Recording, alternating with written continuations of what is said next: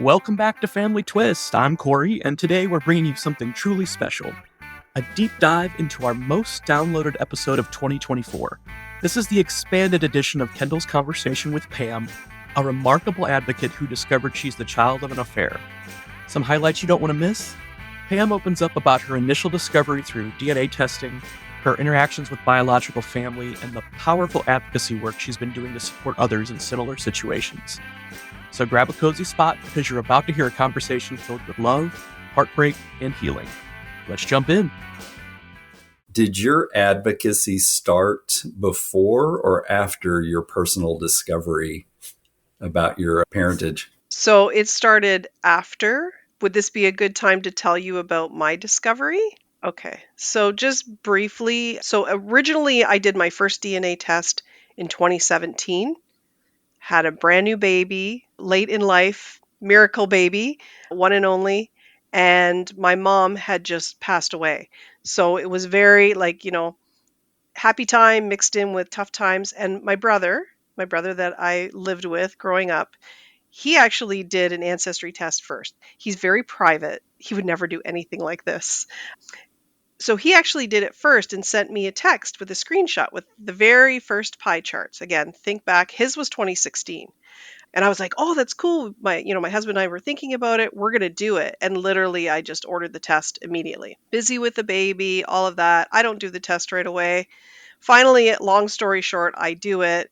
My husband had given me a kiss in the morning. This is the part that I always tell because it's an awkward story, but funny. My husband is 100% East European. When I got my results in 2017, it was 50% East European and this big list of countries, including my husband's country. And I was like, oh man, he wrecked my test. He kissed me that morning. He ruined my test. This is what I told myself. I've been working on my family tree, the old paper versions that filled a room. Yeah, I'd been working on it since the 90s. I get this result back. I found the email. I went back and dug through it because I'm trying to write my story too.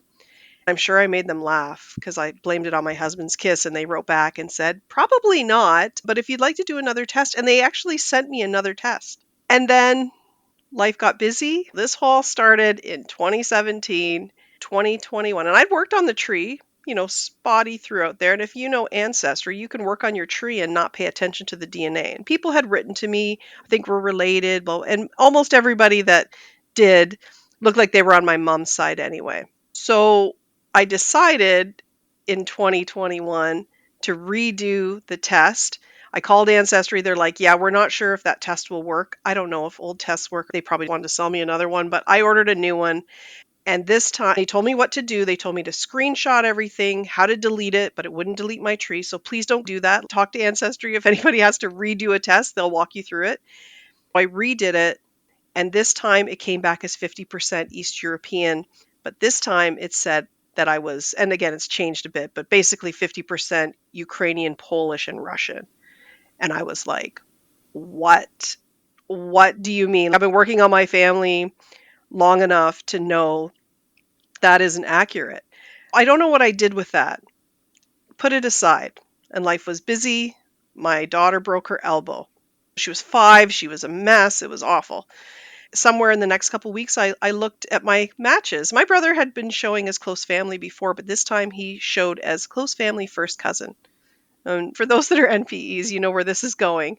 So I'm like, well, that's not right. There's got to be other choices because I'm smart. I know how to figure these things out. So I click on it and I see all these choices. I'm not seeing full brother. Busy, go back to it. I look again. I start doing some research and I'm like, 1,600 CMs. What does that mean? And I end up on the phone with Ancestry because everything it was telling me online was basically saying we were maybe half siblings or even a first cousin because we actually match pretty low. To give you a bit of background, my brother is 14 months older than me. We look like twins our whole lives, especially when we were children.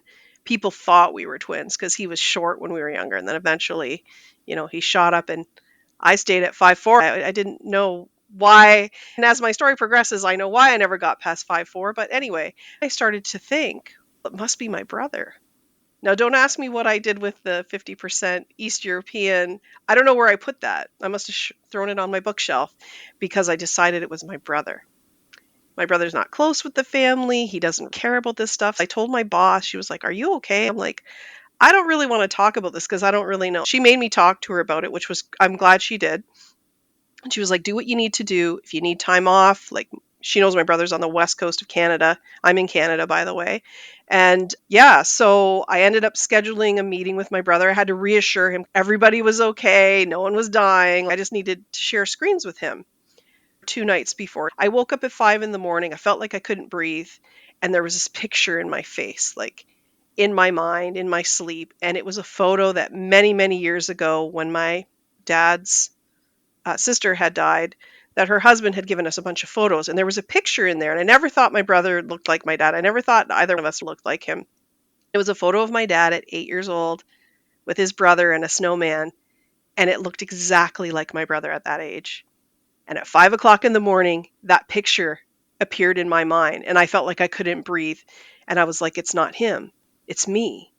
All this time, all this weird little things, like, it's me. I have a different dad.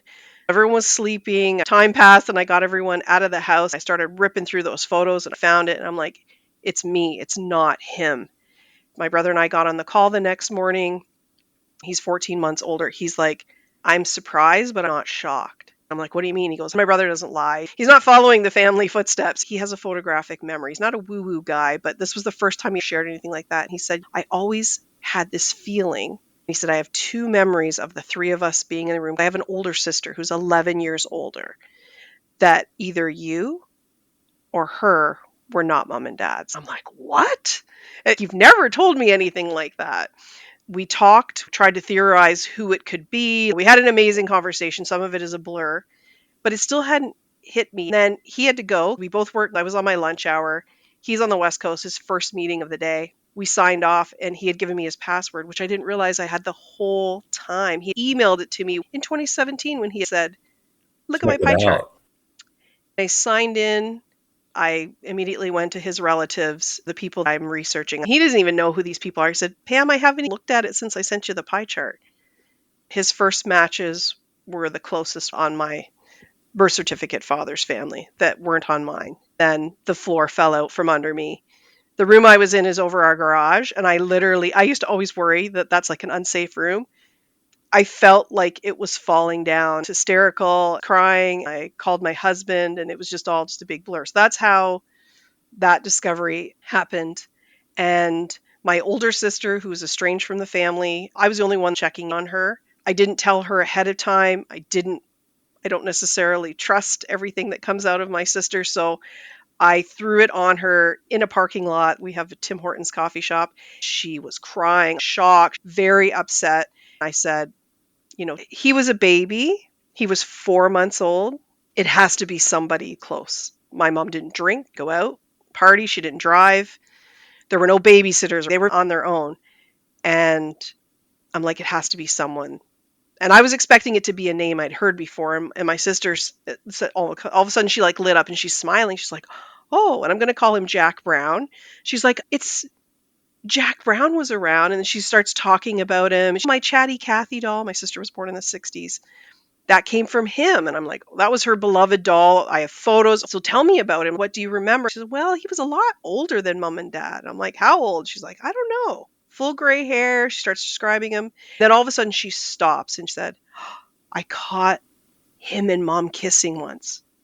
And I'm like, "What?" And she's like, "I haven't thought of this in years." And she's like, "I was 8 years old. And because of where they lived, they were in an apartment versus where I was conceived, which was in a duplex." She described the whole scenario. And I'm like, "Did you say anything?" She said, "No, I ran back to my room and I never said anything to mom or dad. I never told anybody. You're probably the only person I've ever told." And that's how it started. And in my story, everyone is deceased. My mom was already passed away, my birth certificate father, and my biological father, we'll call him Jack Brown, was 60 years old when I was born. Everyone was married. Everyone stayed married until the men passed away. I had always known that my BCF had been unfaithful to my mother. I was not a fan. We weren't close. There's some abuse in the history there. I'd forgiven my dad when he passed away. He had a massive stroke. I said my piece. He was unconscious, but It's the best way to have your peace, right? When no one can fight back with you. I forgave him. So I grieved both my parents. And then this happens. The majority of my time was in the identity piece and searching, because even though my sister had given me a name, nothing in my DNA was right. It took me 16 months of searching. I had traced some family through trees, but nobody had DNA. And 16 months in, I finally found a first cousin once removed. She's amazing. Her name is Lisa. I'm allowed to use her name. I knew her from high school. She doesn't remember me, but I remember her. She came back as a first cousin match. She came back as a high match for first cousin once removed. So she was able to provide the proof, photographs, a little bit of information. My dad is her great uncle. Her dad is my first cousin. Her dad is starting to lose his memory, but I drove him crazy in a long car ride to go look at some graves. It took a long time. Those 16 months felt like 1,000 years. There was a cousin, a second to third cousin, who was a 100 cm match. He was adopted, and his birth mother was adopted. So I was chasing that road, but I couldn't prove how we were related. I took his limited info on his birth mother, and I went through all. My bio dad was Ukrainian. His family had immigrated in the early 1900s, and their last name was misspelled on all the birth records. There's a whole other story there. And I found his mom. I found his mom's birth record, which led to them finding what happened to his grandparents and his aunts and uncles. Everyone had died. She never had other children. One of her sisters survived and never had any children. So I was able to give him, which still like makes me cry, because I was like, if I can't find my own dad, like I'm going to figure this out for him. And I did. They said, welcome to the family. My bio family, I wrote to them 4 months in when I didn't have any DNA matches, wrote a long story. I got a nice response initially from my second surviving sister. My half siblings are between ages 74 and 84. I didn't want to contact them, not just because of the affair, but because they're so old. From appearances, you research them, you almost stalk them to find out what you can without interacting. And I didn't think it was going to be well received. I allowed myself one night to have the fantasy of what it would be like, but I knew in my heart of hearts this was not going to be received well. I got a nice letter. She said, I'll speak to my siblings. I'm not confident that we'll all feel the same way. And I was like, yeah, it's going to be the brother. I just felt it was going to be him because of his presence online. And then 2 weeks later, they're like, give us some time. We promise we'll be fair to you. We'll try to be fair. 2 weeks later, I got 3 lines. We're not mad at you for contacting us. We looked at over 100 photographs. My sister described my bio dad wore aviator glasses. I don't know where she got the aviator part, but not sunglasses. And they were gold rimmed. And he does have an unusual frame. Like I've looked at it a million times. They are weird. We didn't see any aviator sunglasses. We don't believe our dad is your dad. We're not mad at you for contacting us. Good luck with your search, but please never contact us again. With deepest compassion, her name and the name of her charity. I was devastated. I respected their wishes. I only responded to the initial letter where they said, give us some time. And I was like, thank you so much for such a beautiful and kind response. I respect the time you need. I know this is very difficult, because I apologized like a million times. I wrote the letter with NPE group support and my therapist. I didn't mention the kiss. I didn't go into details. I tried to play it safe, but I wanted to show them that I had done all this digging, that I was shocked. I gave them so many details. They don't live in this community anymore, but it's a small community that if they wanted to steal my identity, they probably could have. I gave them so much. I work for the government. It was easy to check who I am. It was really hard because there's a lot of feelings of shame. I didn't go deep into the shame, I think because of my abuse history, and I'd done a lot of work on that. I didn't want to take that on. I was like, I didn't have an affair. And I love my mom.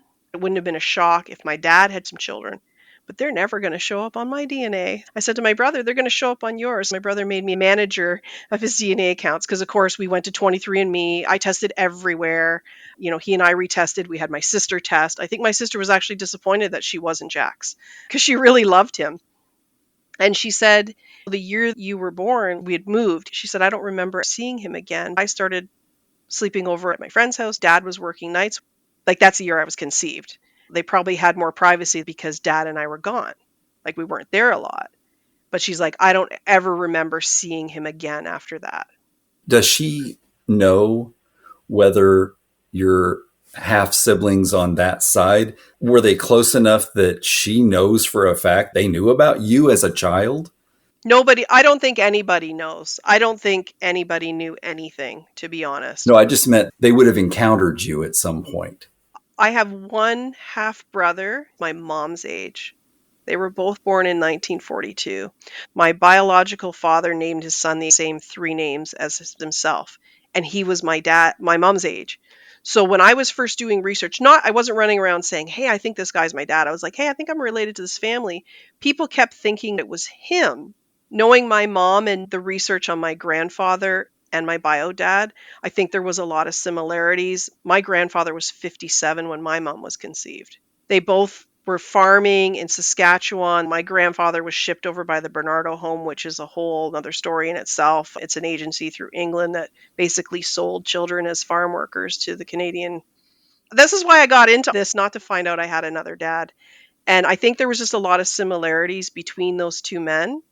Maybe that was part of the draw, 'cause they both actually were in Saskatchewan. They just missed each other. My grandfather was there in the late 1890s, and my dad was born in 1913, 2 hours from where my grandfather had been an indentured servant. My sister knew who Jack's son was, the one the same age as my mom, and he owned a business in town. And my dad used to always get excited when he would see those trucks, and he would try to like catch up to them at the light to wave. What obituaries are your friend? Obituaries are where the information is. If you ever want to help anybody in the future, don't be shy. Put as much information as possible if you're hoping to reconnect with the family, because it said what company he owned. I was putting it all together. He died in 1987 when I was in high school. If he had lived, he would have known my parents. He would have even known about the affair or been suspicious of it. But my other siblings, one, I don't know what happened, but she got married and moved off to France. But she came back and she's married to someone else and has a whole nother family. So I'm sure there's a mystery there. But I'm sure they're very much about appearances. So my biological father's wife, they were into charity, church, had a presence in the community. My parents were uneducated.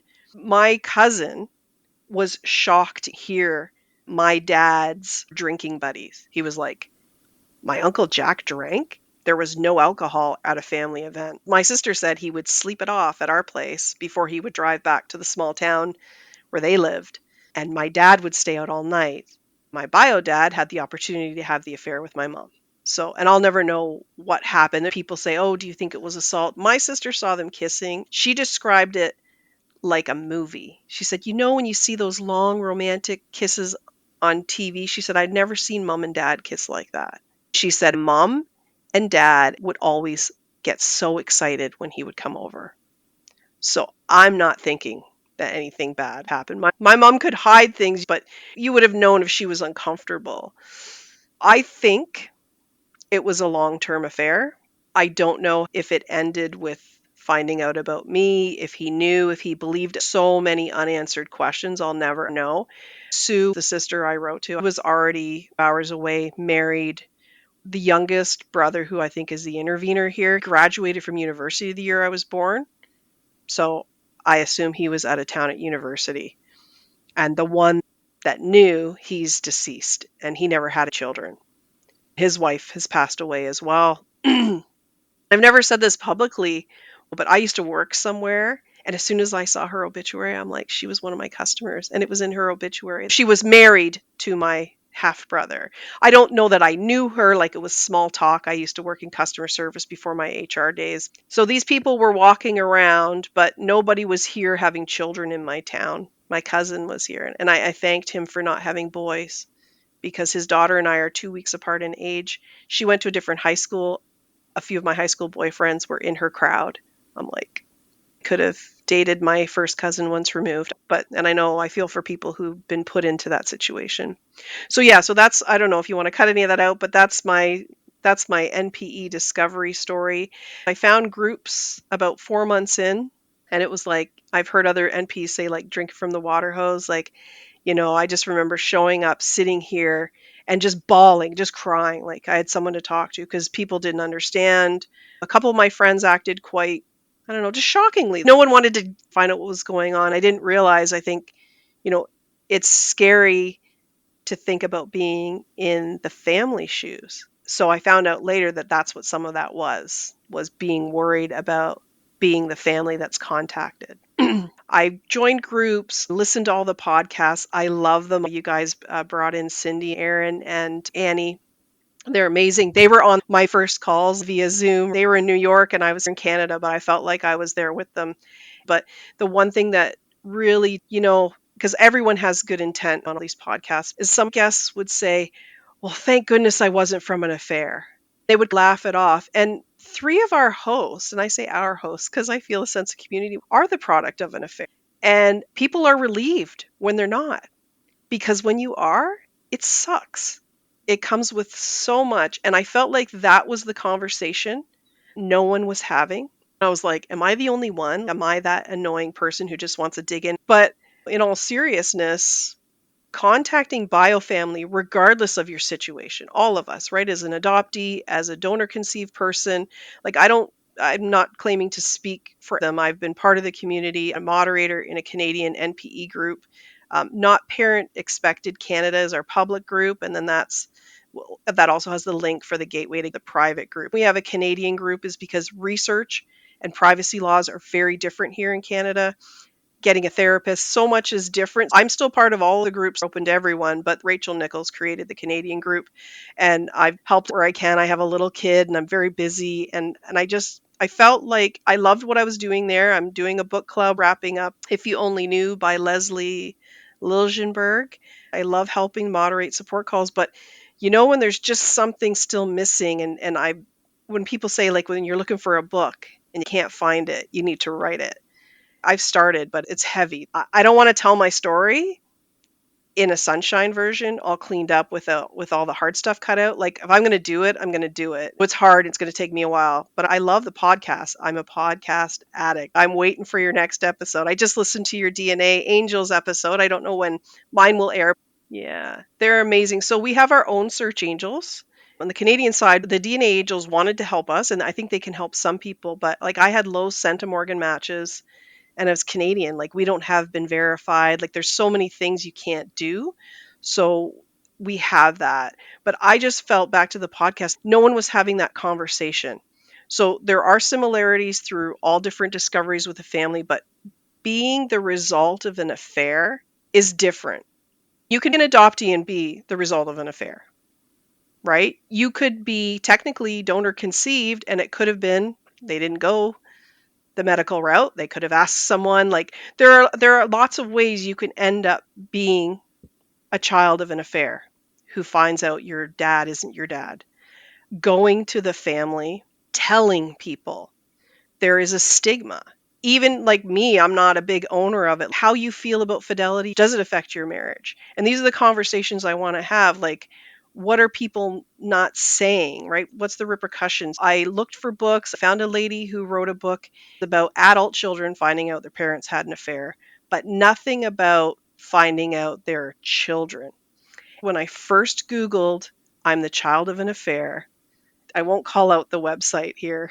It was awful. They were given advice in 2023, 2022. I keep checking them even though I want to shut their website down. Hide, don't tell the bio dad, don't tell your husband.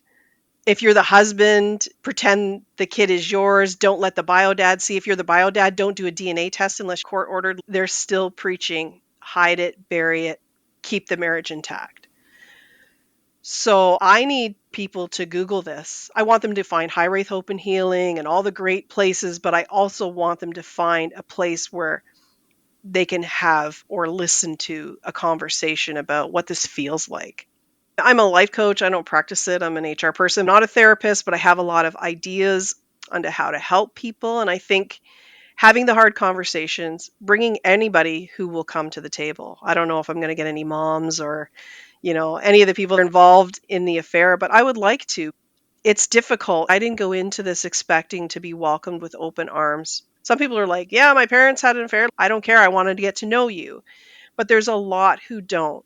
There's so much hurt, shame, anger, grief on both sides. I'm not making excuses. I have been empathetic for my bio family, but also very angry, disappointed, shocked, and even embarrassed. Embarrassed for them.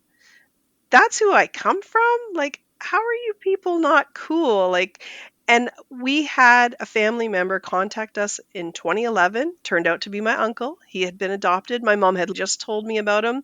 Then I got a message on Facebook from my sister saying, there's some crazy lady saying we have a long lost uncle. Mom just told me tonight and give her my phone number. We welcomed him. He was 80 years old. We had 2 years with this awesome man. We put together photo albums for him. He wasn't from an affair.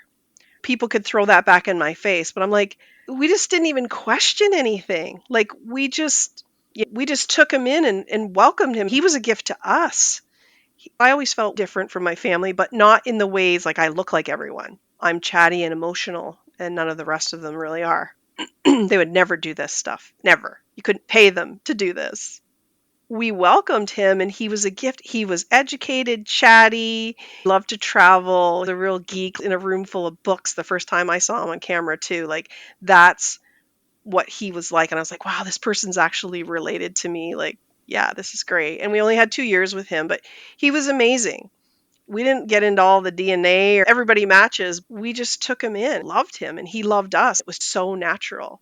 I agree. It's sad because we hear from people who were the product of an affair, but also people who were the product of a rape. And, just the stigma attached with being that child. In my instances, we were in no control of these circumstances. And for us to be mistreated by our biological families is inexcusable, in my opinion. It's like, and I'm getting more and more bold about that because I know it's shocking. I know it's disturbing. It's a shock to the family, but you can't erase the fact that I'm here. I resent the attempts to do that. Yeah, even so, my biological family continues. My niece blocked me after the letter went out. She was one of those people that had written, hey, I might be related to this family from this town. Wondering if you've done DNA on Ancestry. You can build a tree, but you don't know if someone matches you if they haven't done DNA. And it looks like that's how they are. But who knows? My DNA sat up there for years. I have no idea if anybody knew. But I put in my bio on Ancestry. I've changed it a few times. I put that I'm an NPE, not parent expected. I said, please be kind to those reaching out to you that have had an unexpected discovery. And I put that I'm willing to help. And oh, sorry, I hit my mic. All of that stuff. And my original one had said, if you have an NPE in your tree and you discount them, your tree is fake. I took that off, but because I was angry, but it's true. Your tree, if you know about family and you knowingly do not include them anywhere in any family, like, your tree is fake. You might as well stop because you are presenting a lie by omitting the truth. I wrote to my bio family this year. That's my episode. I didn't know what I was doing with the mic. I went to my dad's grave on his birthday, emailed Sue and said, guess what? Lisa did this DNA. It's confirmed, and I don't need them to do DNA and all the stuff. And again, and asked medical information. I explained that I had 3 mammograms last year and a big scare. And at every hit, at every point, they ask, what's your medical history? And I said, and 50% is unknown. I think of you every time because you have that information. I put a list of questions at the bottom, like, what kind of books did your dad like to read? What made him happy? What made him laugh? What frustrated him about the world? I thought I'd go for it, right? They're older, have someone after me if I try again, right? But 2 years of silence. I thought, 2 years. They didn't ask one question. How are you not even curious? Right? Like, that's the stuff that just gets me. But again, I will blanket it and say there's their life experience, values, beliefs, shame, and the affair. And I feel for their mom. She passed away, no parents living. It's the children in my story were 50 and over, up to 84 years old. Is it really that hard to just do the kindness of sharing the information. I was hoping your stepmother, your biological father's wife, was still around because she could maybe answer questions nobody else did. I had a plan of going to her with a research project I'm sure. that wasn't presenting itself as, it was the whole Saskatchewan new settler, Ukraine. It would have had nothing to do with saying, I'm glad she didn't know, I'm glad she didn't ever know, right? Like, it would be horrible to be hurt to that degree. I just want to know about him, right? And unfortunately, it comes with that hurt. But I'd asked my sister, did you ever meet Jack's wife?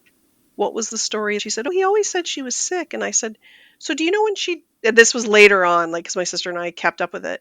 We just had breakfast. I said, do you know when she died? My dad died in 92. She said, when? I said, 2011. She lived to be 96. She was sick, but she outlived him. Wow. By almost 20 years. So anyway, that's what she remembers. That's what he said. He was a car salesman, so I don't know if his drinking at night was getting business. My dad owned 3 cars from the dealership where he worked. Oh, wow. Yeah, so I'm hoping the podcast will allow a space to have the hard conversations. My first guest is an NPE and a therapist. She has a lot of trauma in her story. She did another podcast where she told her full story. We're not doing the full, like, what was your NPE discovery? We'll do a little bit about that, but mostly it's how has it affected you, the affair piece, and what went down. And it does make a difference if both sides are married or not. Mm-hmm. Right? Everybody's welcome. It does. When both sides are married, it is very different. I just want people to be able to talk about it. Jen spoke about how her mom really loved.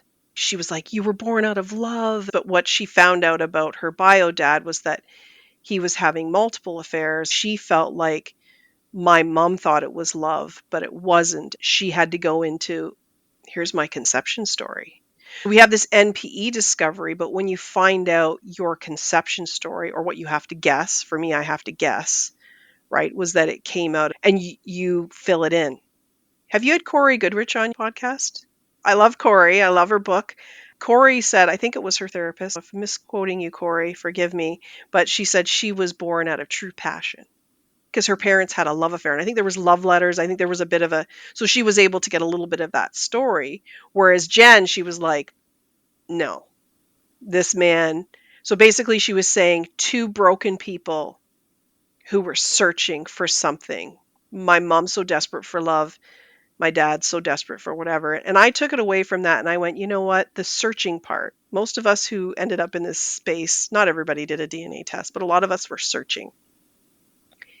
And I think people who have affairs are searching too. So if we have to find a common thread that's neutral, is that we're all seekers, and to seek out the truth, whether we knew that or not. I just wanted to find out, really, with the pie chart, how Irish I was. My email to my brother was, I wonder if I'll be more Irish than you.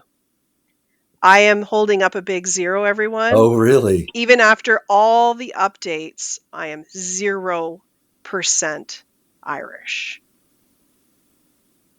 Isn't it funny, the things we think and then find out? Yeah, so I've had a whole nother ethnicity. The war started right in the midst of my discovery in Ukraine. So I was doing all this research about Ukraine, about what was happening at the time that my family emigrated. People were posting flags and I didn't know what to do with it. I still don't even know that I fully processed that. So the affair piece kind of got mixed in with all of that. Now I'm coming back to that because it connects to all of it. I've talked to my husband and my friends, and even when people are, and I'm aware, some people have told me some things they've done, and I'm like, I can't judge you. Right. I am the result of an affair, and I deserve to be here. I'm glad that I'm here. Not everybody feels that way. This will rattle everything in your sense of self, but the affair adds another hard complication. If you've come from a religious background, if you are very religious, like, there's so much, in so many ways, that affair can hurt you. I want people to get help, and your mental health practitioners might not know what to do, get involved in the community, come to meetings, read the post, but be careful how much you read, right? You can also go too far down that, but get into the community. There's retreats, and I'm trying to get to that conference next month. So hopefully I'll get to meet you in person. Somebody has stepped up to help me get there. Come to the podcast. NPE child of an affair at gmail.com is how you contact me. You can keep anything private. If you know a therapist, if any family members want to talk, I have a lady, I don't have her date booked.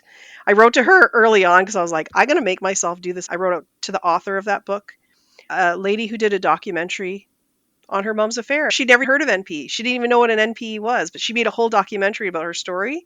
And not only did she write back, but her sister wants to come too. They're traveling right now, so I'm super excited. They're on the other side of the world. Some people from the NPE community that I know are coming. I've had a few strangers, people I don't know that have seen it on Spotify. Right now I'm only on Spotify, but I'm launching to all podcasts soon. Yeah.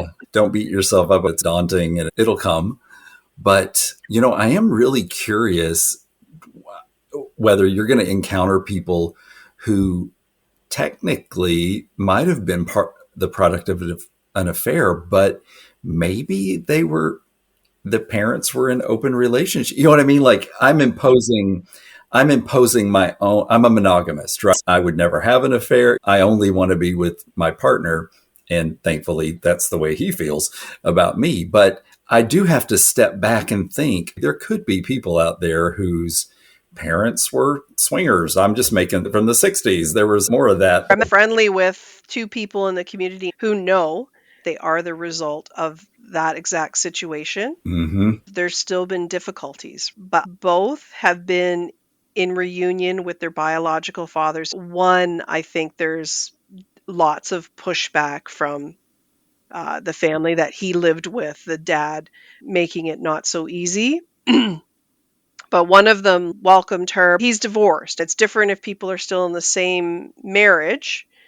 Even though she's been happily received, she's had lots of struggles. She said, I feel guilty about sharing this in the group. And I'm like, you have a great reunion. That's awesome. But you're still allowed to feel however you feel. It doesn't mean, oh, everything's great. This man's still a stranger. She has a very deep and traumatic story. Not all of us do, but some really came from difficult situations. For me, I knowing that my dad was 60 and grown children, I don't think there ever would have been a time where I would have been raised by him. Even if my mom had told me, it would have been a secret. But to know another family existed that wasn't as hard as the one I was in, I don't know what that would have done for me. Like knowing there was a safe space out there, not knowing I could go there, but Right. yeah, it's tricky. There are people from open and known affairs, and you watch movies about it. I bet there's probably a million movies. The show I'm watching now, because your phone spies on you, my phone recommended The Affair. So I'm watching it. In Canada, it's on Paramount. Spoiler alert, but there's a baby that comes out of someone cheating and is well received by the wife, but there's so much that's happening, right? It's a drama, but there are lots of affairs and lots of different scenarios. Same with Brothers and Sisters. Brothers and Sisters I watched because it has a lot of every angle of NPE, from adoption, DCP, affair, like it covered everything, but it's still your individual experience is what it is. But I just want to talk about those common things. And I want to give a shout out to my biological father's ex-wife, the mother of two of my half siblings. They've been divorced for a long time, but she was so excited to meet me. When she first hugged me, she said, "Oh, honey, you're the baby we knew was out there and we just couldn't find." I sobbed. I was like, "Oh my God." It's like to think that if I had gotten a chance to, see them periodically, how wonderful it would have been. She's a good mom. My brother and sister just have great relationship with her, and she treats us, Corey and me, so well. We go to her family's Christmas party every year, and they make you feel like I was always there. It's been amazing. Kendall, what I was feeling and what you're saying, it's all this love. Most of us just want to feel loved. Even the people we're reaching out to. Isn't the best thing to just feel someone cares about us? Extra love is great, right? I went into this not expecting to be invited to Christmas and that they might be worried I'm out to steal the family farm. I told them so much about myself, our home, and my husband's business. I realize there are people who are unbalanced and unsafe, and you have to be careful, and I totally respect that. But for the most part, people that are healthy and well, is a little extra love such a bad thing? On paper, they looked amazing. I knew they looked suspicious. My biological father was involved in a religious group. I'm not going to say the name, but it stopped my search. It used religion to hide racism. And it was in the 40s and 50s. But my dad is buried with the symbol for that group on his tombstone. And it looks new, and his wife is buried with the same stone. My sister, Sue, who I wrote to, her charity is for African. I was like, yes, you're getting it. Again, I'm not saying just because she's doing that, that forgives the sins of the past, but I thought she's not her dad. My dad used a fake name on his marriage certificate. He even put his parents as deceased when both of them were not. I think my dad was complicated, my biological father. I feel like he took on his wife's life and the religion. And I'm not saying that that group is her fault, but it doesn't align with anything. It has a British connection. He's not British. He is 100% Russian and Ukrainian. He is not British. And this group believes the British Anglo-Saxons are the superior race. Who was he trying to be? His engagement announcement to me was fake. His mom and dad had different names, Mr. and Mrs. Jack Brown, and were deceased. The marriage announcement, imagine this was in his province. He got married in my province. This was in the province that his family lived in where this was posted. This is the fun of newspapers.com. It was corrected when the wedding happened. There's this sense of false and fake and so many questions I want to ask them, right? It's not just, welcome me as a sister. This man is a mystery. His life had layers. And I don't know if they know what I do, if they've done the research I have. Sue also told me that we've hired a researcher to research our family in Ukraine. And I can tell you, I don't know what this person's doing because I've found nothing. They're seeking their family background, but they still slam the door in my face. I cannot understand that. And I believe the Ukrainian name is not our family name, too. Interesting. I did a test to find out how Irish I was and help find out a little bit more about my grandfather who came over. And I did. I actually found some family. I found an amazing cousin, 76, in England. We're trying to find out what happened to one more of my grandpa's siblings because we've tracked 5 of them. Through her, I didn't even know about 3 of them that still existed. And she was an NPE. And she shared her story. So she's been amazing. So that's, Lisa. And then obviously my cousin on my mom's side have helped me. But these groups have helped me so much. I just want to give back and have these conversations and see how people are feeling. I'm still processing so much. Oh, it's incredibly therapeutic. I never thought that would be an outcome for me. When we went into this, it was because I wanted to tell my story, but I was interested in other people's stories. That was the impetus. If you've listened, I cry every episode. I never expected to feel the level of feelings I felt. It's been wonderful. I joke sometimes with Corey, and he'll suggest that we go do something not long after we've recorded one of these episodes. And I'm like, I'm just too upset, emotional as a result of the stories, that it's like, sometimes it's, I have to process it a bit before I want to go out and talk to people. Thank you for sharing that, Kendall. I'm struggling with, I haven't cried today. I've worked really hard to not cry today because I know how hard it is to edit out crying. I've been trying, but then I thought, am I doing a disservice by taking it out? It's real, right? We have every right to, you said this previously in this conversation, and it's something I learned during the beginning of this podcast almost 2 years ago. I never used to allow myself feelings. I've always been outwardly stoic, right? My public persona. I'm also in HR. We nurture people constantly. I'm the guy who expects people to come into my office and have a breakdown, and I can hold it together. You know what I mean? And I'm also a control freak. So there's that. But I mean, I own it, and publicly that's who I am. I feel really vulnerable putting myself out there, but that's okay. I can have my professional life where I'm stoic, but also relate to people and show empathy and that sort of thing. But I can also not cry when they're crying. You know what I mean? I can hold it together. But man, I get myself all worked up sometimes. And sometimes it's, we've talked about it. It's anger. I'm so frustrated with the people that keep these lies going. It infuriates me. It's like you're hiding so much that we need to know and have the right to know.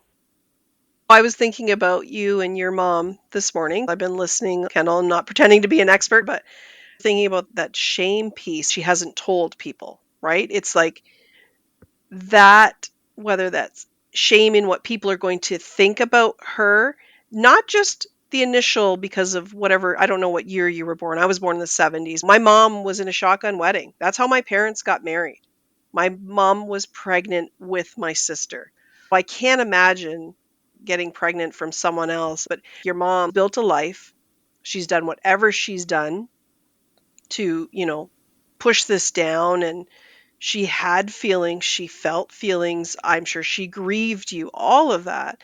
The fear of feeling it, of possibly other people's judgments, for her, it's safer to stay in this box. And I'm like, okay, and I'm sure you've been told that's her trauma. She keeps making that choice. She keeps making that choice. That's what's hard. My bio family, they're choosing whatever that box is. It's not the same as a birth mother. They didn't give birth to me, but that feels safer or less risky or presents an image, whatever that is, than going and connecting with someone. I can understand it. I get the empathy. I've cried for my half siblings. How crappy that I roll in and I call it the evening of their lives, that I've come in like this. And I said to them, like, I wish in a million I couldn't even get to Lisa because there were so many common names. The only person I found, I'm going to cry. I found one of my cousins had died of COVID in the middle of all that. And they were the only family I found. And I was like, I can't bother them. Their mom just died. I left them alone. This could have been cleared up sooner, but I didn't want to pressure anyone. I didn't want to hurt anybody. But I was hurting. And I get why my mom didn't tell me. But when my uncle showed up, my adopted uncle, who's a miracle, I said, Mom, she was in the early stages of dementia. She had rocket strength, old, like long-term memory. She couldn't tell you what she had for lunch. And I was like, are there any other family secrets? Is there anything you haven't told me? I asked her jokingly. I was mad and I let it rip. I remember even being in tears and holding her hand. And I was like, Mom, is there anything? I sat with her and talked about their marriage. We had hard conversations and the waitress kept interrupting, doing her job. I just wanted to put up, we're having a family conversation. We do not overserve me. Anyway, I was like, did you and dad love each other? Like, we had that conversation. She's like, yeah, and your dad told me he would have married me anyway. And she said, and I don't regret having you and your brother. But if I'm honest, in this day and age, I would have left your dad when your sister was 2. Wow. And I believe this affair probably started around that time. My sister's doll was given to her when she was 3.5. There's photos, not with him, just her with this doll. She was 3.5 years old. So I feel like we got close, but there was something stopping my mom. And maybe she didn't know for sure because I look like everybody else. Maybe she thought, I got lucky. I don't know. And I don't really think I look like my bio dad. If I showed you a picture, which I'll send you afterwards if you want, when I show people the 3 of us, everyone guesses my bio dad. So I sent them photos of myself. I sent them photos of my daughter because, in my snooping, I saw that one of my sister's granddaughters looked a lot like my daughter. But further snooping showed that little girl looks like her daddy, who's not biologically related to this family. It's just a fluke, but they look enough alike that I showed two people at work and they're like, "Oh, that's such a cute picture of your daughter." I'm like, "It's not my daughter. Wow. Wow. That's actually my whatever." I can't even think of who she is to me now. It does hurt. I did try. I pushed my mom, but I was thinking about your mom and my mom. They just can't cross over. It doesn't hurt less. No, I mean, I'm so thankful for my biological mother's sister. She's been, she doesn't tell me as much as I want. Aunt Binky, if you're listening, please keep in mind I will always take whatever you can give me. She's a peacemaker and always tells me nice things about my mother. I want to hear those things. They're worried it's hurtful because, she's this great person, but then she'd meet me, and I'm proud enough and demonstrative enough to be like, damn it, just once, just, you know what I mean? Talk to me once. That's it. That's all I need. Just, I think it's weird. 6 years in, we've never spoken. I think it's odd. But to your point, you've nailed it. That's her trauma and turmoil, and she just can't deal with it. My sisters, her daughters, have said she's not capable of dealing with it right now. So I hope I wish she could go to therapy. I wish she could have some conversations that would be useful to her, because it's not fair. I'm 53, born in 1970. It's sad she hasn't moved on. Even if she never spoke to me, she needs to process stuff that should have been processed long ago. I wish that for her because it must be continually traumatic, just to know you got this kid out there. Yeah, and I just think of the Jenga game, right? People are afraid when you move one. I had a difficult breakup years ago when I was engaged and cheated on. And I did talk to my mom about it, so maybe that's why she didn't tell me. But if you break down, you will come back together again. You'll be different, but if you break, again, obviously she's got lots of loving people around her to support her. She will come back together again. The fear of that is so much, right? Like even some of the people I've shared, I wouldn't contact them. I wouldn't tell anyone. I wouldn't tell my parents.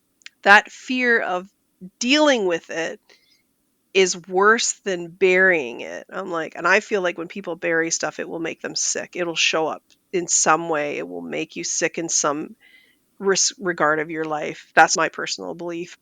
We make life, and I overanalyze everything to death. We take it all so seriously.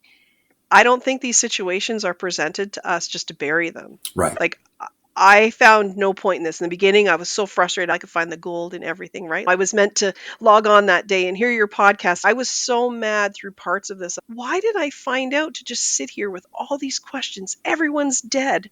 Why would I find out now? My mom I would have got it out of her. If I had done this test before, it would have taken 2 tries. I would have been heavy the second time. And I would have got out of my mom and it would have been painful, but she would have told me the truth. I still would have loved my mom. And, it wouldn't have broken our relationship. It would have made it hard for a while. We'd been through big things. Some things my mom and I never talked about, but we would have found our way back. And it's the choice people make, right? It's too much, too scary. Yeah. But then I went back to, for them to find out, for me to reach out to them. Do they think hiding everything was part of their life's journey? I've mentioned this on every podcast I've recorded, but the movie Soul on Disney. I jumped onto that before my NPE discovery. I don't know if you've seen it. I feel like it's not a kid's movie because my daughter's like, she's 7 and she's like, what is going on? Like she feels uncomfortable when it's on. They take the non-religious routes. They have these weird figures that are, God or whatever they are.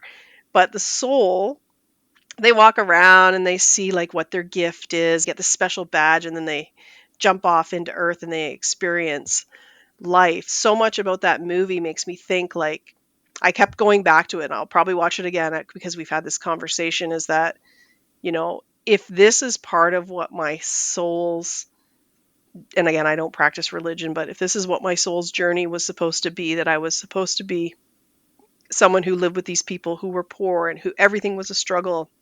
We were almost homeless once. I have a very good life. I have a home and I'm very blessed, but it started off rough.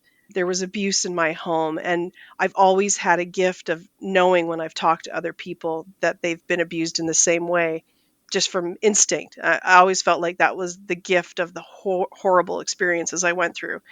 And then finding out and contacting these people, as much as it pained me, but we're all human. People make choices. People, and I loved how Jen said about hurt people and broken people are searching for something outside of themselves. We're seekers. Not everybody. Some people got a phone call or found out in a different way. Aunt Sue got drunk and let it out at the dinner table or whatever, right? Like everybody found it in different ways, but we were meant to find out. And the people that we're connecting with, they were meant to find out too. But the problem is there's free will and choice and how we deal with it. So I feel like by pushing anyone away, again, anyone who's healthy and not destructive or scary, you have to protect yourself. I just always want to put that in there because you never know. But is that, like, they're meant to contact you. You are meant to connect with these people. It's part of your soul's journey. Anybody who refuses that is shutting out a part of their story. Have I gone too deep on a Sunday? No idea, but that's how I feel. I love it.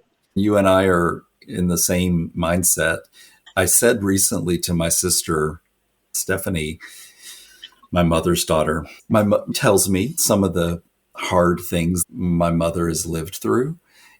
I joke with Stephanie and say, meeting Kendall doesn't have to be a difficult thing. So sweet. You're going to be like, wow. I think the gay thing could be part of it, but even so, like, when I think about the things that she's already lived through, like having a gay kid can't be the worst thing. Deep Southern US, I get it. I lived it. No offense to Southerners. There's a reason I don't still live in the American South. Not feeling comfortable in my own hometown would be part of it.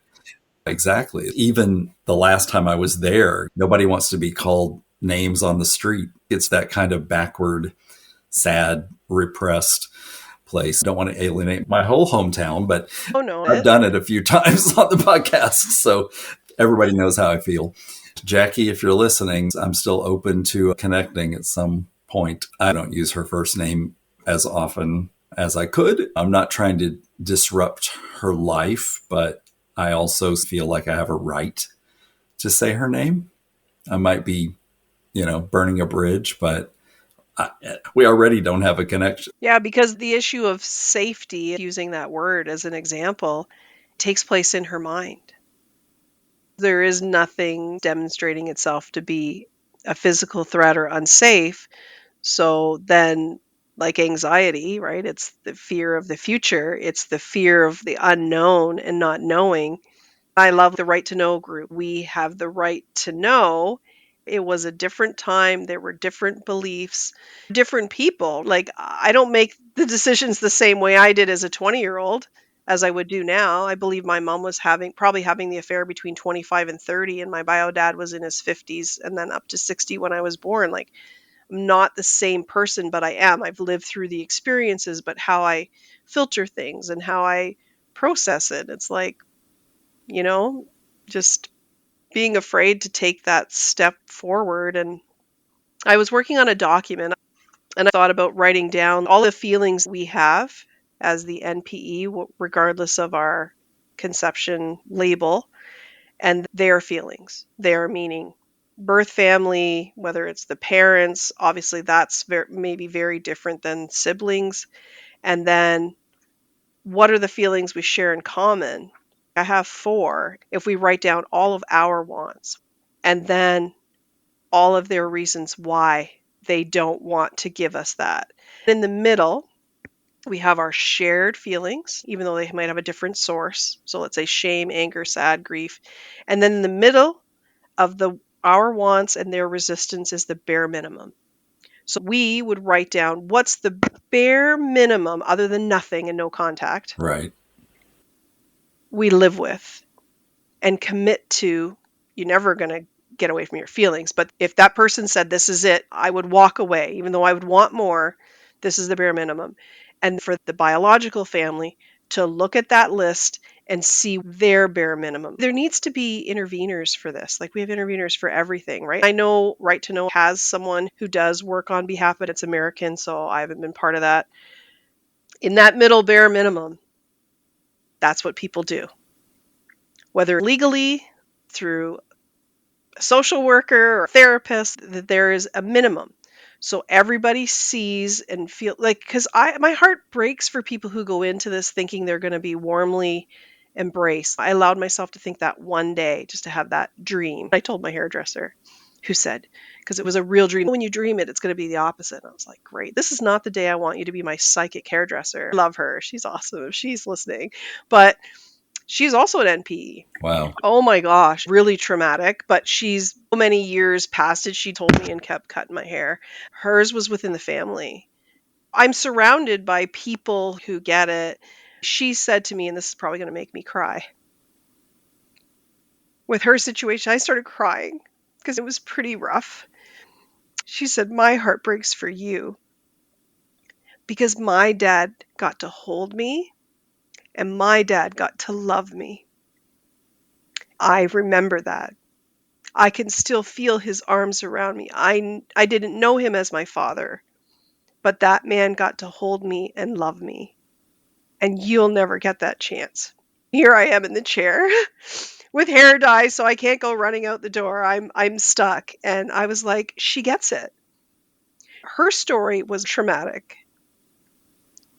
She felt for me. She saw the gift in her NPE story and pain. Wow. And I was just like, oh my God, the world needs more people like that who get it. That's one of the things I put in the letter to my half siblings. If I've never seen him walk, talk, or laugh, if I could ask one more thing, if there's a video that exists, because that's huge to an NPE, like the gold when someone has passed away. You bring up a good point. I've never seen a video of my birth mother. I've seen lots of photos. I'd love to see a video. I'm going to ask my sisters because I would love to see it, because I have gotten to meet my, biological father, and which is just it's been so special, just a really nice guy. I always joke with him and say my adoptive father and he would have liked each other. My adopted mother would have liked him too. She would have thought he was a bit silly, but that's okay. Both of my dads were kind of goofy, and my mother got a kick out of it, my adoptive mother. But anywho, so I have such wonderful memories. Corey and I are working on a new episode that's devoted to my adoptive stepmother. She recently passed away in January. I talk about her a lot on the podcast, but we want a nice episode about Joyce because it's hard to have a better stepmother. Yeah, just a wonderful human being that we will continue to miss a lot. Wow. I'm sorry for your loss. That sounds like a beautiful way to pay respects. She had to go into hospice right before Thanksgiving. So we knew it was coming, but it's still hard. Doesn't make it less hard. It's grief. No. And she's been my stepmother since 1982. After my adoptive mother passed away, she'll always be in my heart. I loved her a lot.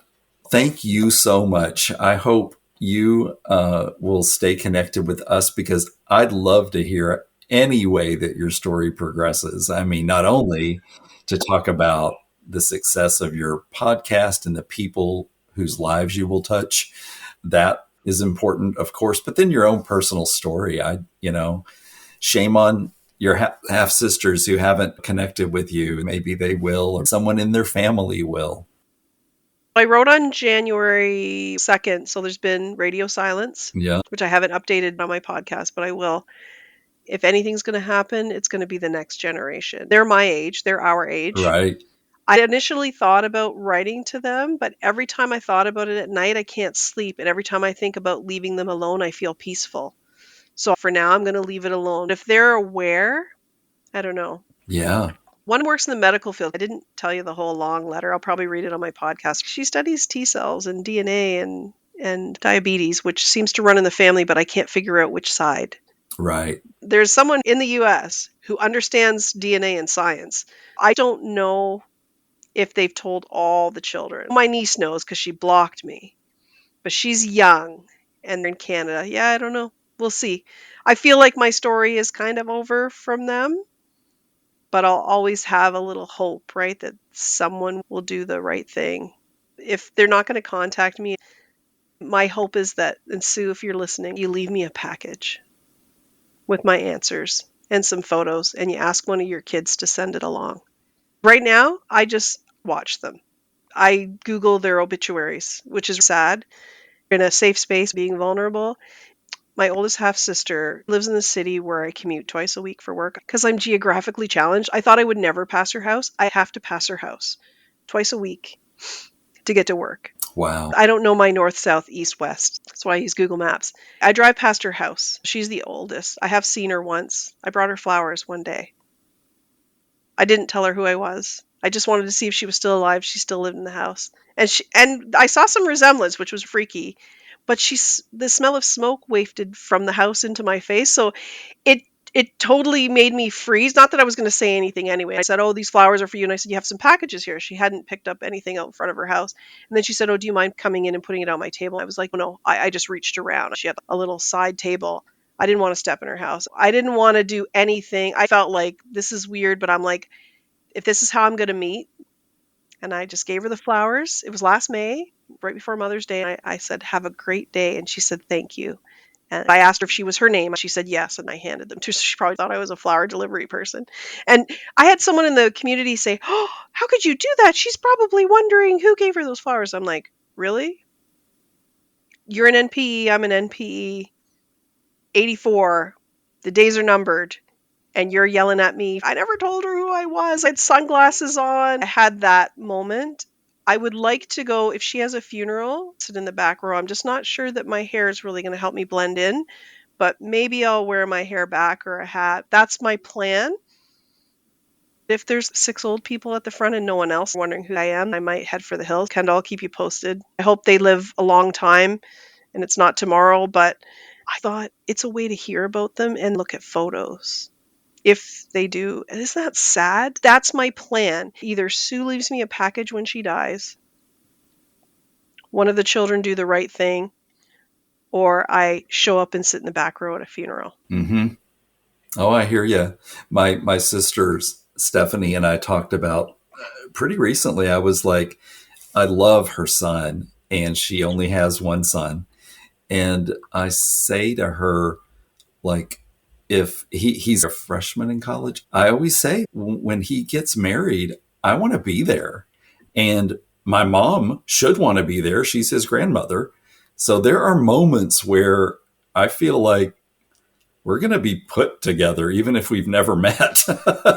It's coming. It's coming because I, am I don't know if I really would have gotten a chance to go, but next month, my baby sister's daughter is getting married and I wasn't invited. I'm sure that's because my mother will be there. Am I hurt that I'm not invited?